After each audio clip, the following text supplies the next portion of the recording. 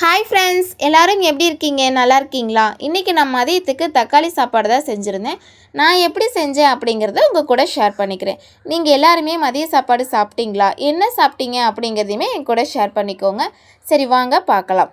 நான் வந்துட்டு இன்றைக்கி தக்காளி சாப்பாட்டுக்கு ஒரு குக்கரை அடுப்பில் வச்சுட்டு தேவையான அளவுக்கு எண்ணெய் ஊற்றிட்டு அது தாளிதத்துக்கு தேவையான 2 ஏலக்காய், 2 பிரிஞ்சால் இலை, 3 பட்டை, 3 கிராம்பு, கொஞ்சமாக சோம்பு. இதுக்கு சோம்பு வந்து கருகிடக்கூடாது, ஓரளவுக்கு இருக்கணும். அது நல்லா பொரிஞ்சதுக்கப்புறமா 2 பெரிய சைஸ் வெங்காயத்தை நீல வாக்கில் கட் பண்ணி வச்சுருந்தேன். அது கூடவே 2 பச்சை மிளகா, கொஞ்சமாக கருவேப்பிலை தழை, இதையுமே இது கூட ஆட் பண்ணிக்கோங்க. வெங்காயம் பார்த்தீங்கன்னா கொஞ்சமாக நீங்கள் கல்லுப்பு ஆட் பண்ணி வணக்கும்போது சீக்கிரமாகவே வணங்கிடும்.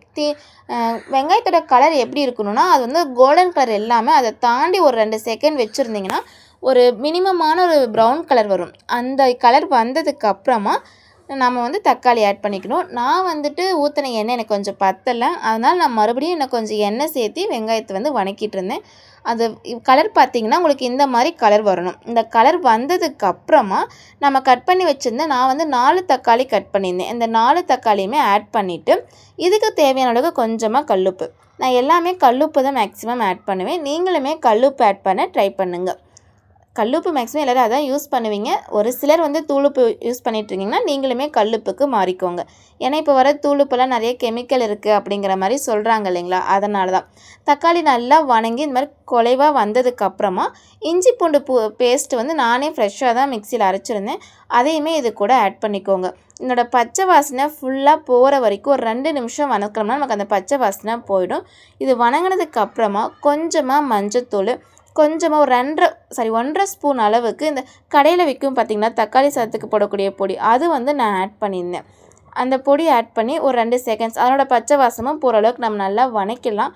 இந்த அளவுக்கு வணங்கினதுக்கு அப்புறமா நம்ம எடுத்து வச்சுருக்க அரிசி வந்து நல்லா கழுவிட்டு இது கூட ஆட் பண்ணிக்கலாம். அரிசி வந்து ரொம்ப போட்டு கிளறாமல் ஒரு 2-3 முறை மட்டும் நல்லா கிளறி விட்டுட்டு அதுக்கப்புறமா அரிசிக்கு தேவையான அளவுக்கு நம்ம தண்ணி ஆட் பண்ணிக்கலாம். இப்போ நான் பார்த்திங்கன்னா 2 டம்ளர் அரிசி எடுத்திருந்தேன்னா நான் வந்து 4 டம்ளர் அளவுக்கு தண்ணி எடுத்திருந்தேன். நான் கொஞ்சம் அதிகமாக ஆட் பண்ணேன். ஏன்னா என்னோடய அரிசி வந்து பழசுங்கனால கொஞ்சம் தண்ணி சேர்த்தி பிடிக்கும். அதனால் வந்து நான் கொஞ்சம் தண்ணி சேர்த்து இதில் ஊற்றிருந்தேன். இதுக்கப்புறமா சாப்பாடு வந்து நம்ம எப்படி செஞ்சாலுமே குக்கரில் வைக்கிறது கொஞ்சமாக குலைவாயிடும். அதனால் கொஞ்சமாக ஒரு எண்ணெய், அப்படி இல்லைன்னா கொஞ்சம் நெய் இதை ஆட் பண்ணும்போது சாப்பாடு வந்து கொஞ்சம் பளபளன்னு வரும். அதுக்காக நான் கொஞ்சமாக நெய் ஊற்றிருந்தேன். நெய் ஊற்றுனதுக்கப்புறம் உப்பு காரம் எல்லாம் செக் பண்ணிவிட்டு மேலாமல் வந்து கொத்தமல்லி தழையை நல்லா தூவி விட்டுருங்க. இதை தூவினதுக்கப்புறமா நம்ம ஒரு டைம் நல்லா கிளறி விட்டுட்டு குக்கர் மூடியை போட்டு வச்சிடலாம். குக்கர் மூடி போட்டுட்டு விசில் வந்து நான் 2 விட்டுருந்தேன். ஒவ்வொருத்தரும் குக்கர் வந்து 3 விசில் விட்டால் தான் நல்லா வேகும்.